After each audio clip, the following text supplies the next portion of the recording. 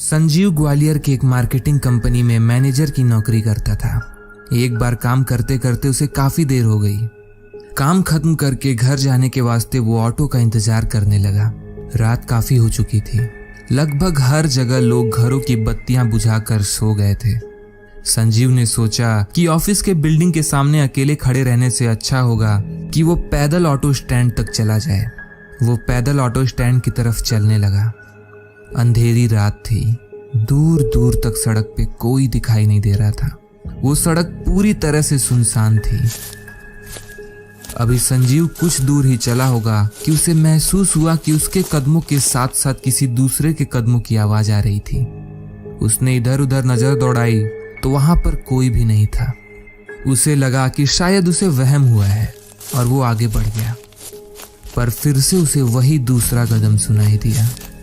संजीव रुककर ध्यान से सुना तो सड़क के किनारे झाड़ियों के हिलने की आवाज आई।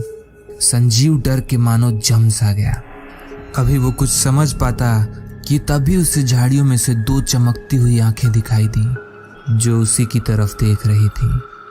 संजीव पूरी तरह से डर चुका था। उसे कुछ समझ नहीं आ रहा था कि वो क्या करे।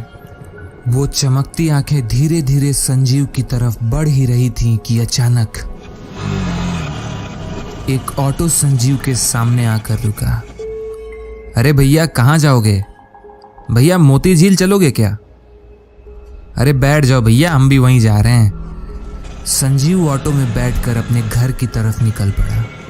रास्ते में ऑटो वाले ने बात बात में कहा, अरे भैया इतनी रात में आप अकेले यहाँ क्या कर रहे हैं? ये एरिया ठीक नहीं है। सुनने में आया है कि यहाँ एक भूत रहता है जिसका एक हाथ कटा हुआ है और आने जाने वाले लोगों को वो छोड़ता नहीं है।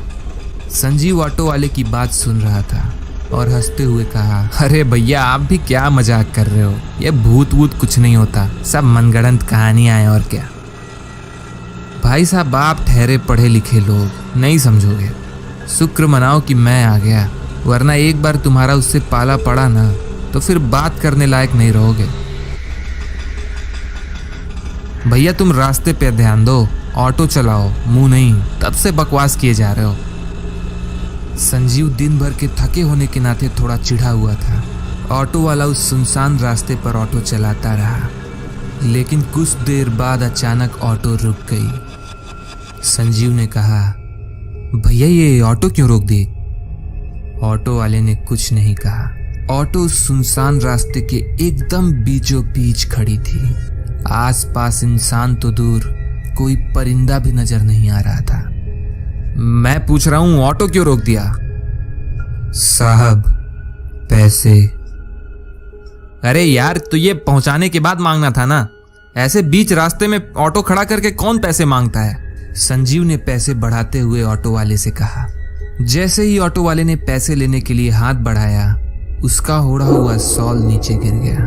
उसके बाद जो सामने दिखा उसे देखकर संजीव का मानो पैरों तले जमीन खिसक गई। उस ऑटो वाले का एक हाथ बिल्कुल वैसे ही कटा था जैसे उसने उस भूत के बारे में बताया था। उसके हाथ से लगातार खून नीचे टपक रहा था।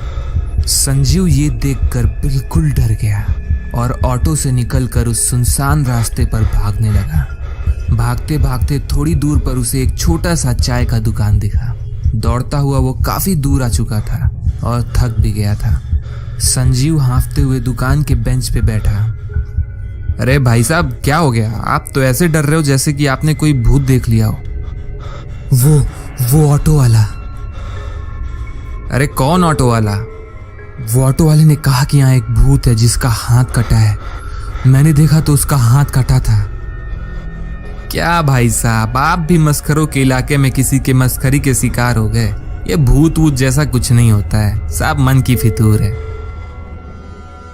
संजीव उस चाय वाले की बात सुनकर रिलैक्स हुआ और बेंच पे बैठकर थोड़ा सुस्ताने लगा। तभी उस चाय वाले ने कहा, वैसे भाई साहब उस ऑटो वाले ने जो हाथ आपको दिखाया था, जी क्या वो यही हाथ है? ये देखकर संजीव के होश उड़ गए। संजीव वहां से उठ के भागने लगा। जब पीछे मुड़ के देखा तो चाय वाले के साथ साथ वहां ऑटो वाला भी खड़ा था और दोनों जोर जोर से हंस रहे थे। भागता हुआ संजीव एक बस स्टॉप पे पहुंचा। वहां एक आदमी ऑलरेडी बस का वेट कर रहा था। वहां पहुंचकर संजीव बैठा और हाँफने लगा। संजीव को परेशान देख वो आदमी संजीव के पास आया। भाई साहब, आप इतने परेशान क्यों लग रहे हैं? सब खैरियत तो है? भाई साहब, आज मेरे साथ पता नहीं क्या हो रहा है। मुझे एक ऑटो वाला मिला जिसका एक हाथ कटा हुआ था और उस चाय वाले का भी। भाई साहब, आप थक गए हैं, आराम कीजिए। ये इलाका सुनसान है इसलिए आपको वहम हुआ है। वैसे भाई साहब, कहीं वो हाथ ऐसे तो नहीं थे?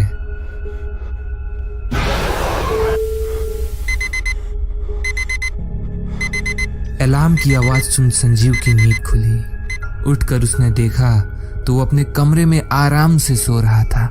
अपनी माँ को आता देख उसने अपनी माँ से कहा, मैंने बहुत बुरा सपना देखा। अरे बेटा, बुरा सपना कभी सच नहीं होता। और वैसे भी शहर में कोई कटे हुए हाथ वाला भूत होता तो अब तक सबको पता चल ही गया होता। ये सब छोड़ो, मैं तुम्हारे लिए चाय बना लाती हूँ। ये कहकर वो वहां से जाने लगी। एक मिनट, मैंने तो आपको नहीं बताया कि सपने में मैंने क्या देखा, तो आप कैसे जान गई कि मैंने कटे हुए हाथ वाले लोगों को देखा? क्योंकि मुझे पता है कि उनके हाथ बिल्कुल ऐसे थे। तो दोस्तों, अगर आपको ये वीडियो पसंद आई तो वीडियो को लाइक करें और अपने दोस्तों के साथ शेयर करें और कमेंट्स करके बताइए कि आपको ये वीडियो कैसी लगी। तो मिलते हैं आपसे एक नई वीडियो पे। तब तक के लिए bye bye and take care.